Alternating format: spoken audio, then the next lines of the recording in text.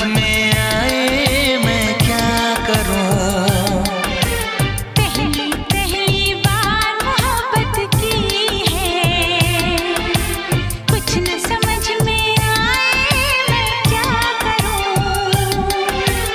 इश्क ने मेरी ऐसी हालत की है, कुछ न समझ में आए मैं क्या करूं। মাখিয়ে গুঁড়া মাছ রান্না করলে খেতে অনেকটা মজা হয়। কারা কারা খান অবশ্যই বলবেন।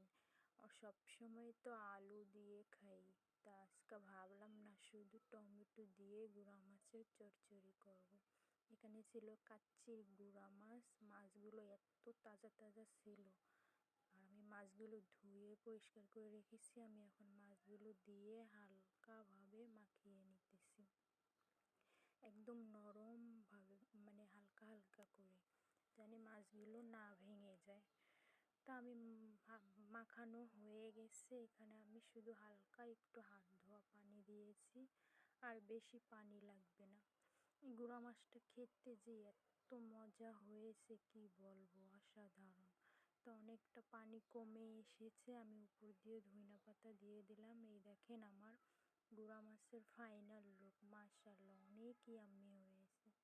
কার কার দেখে জিভলায় পানি এসেছে অবশ্যই কমেন্টে বলবেন।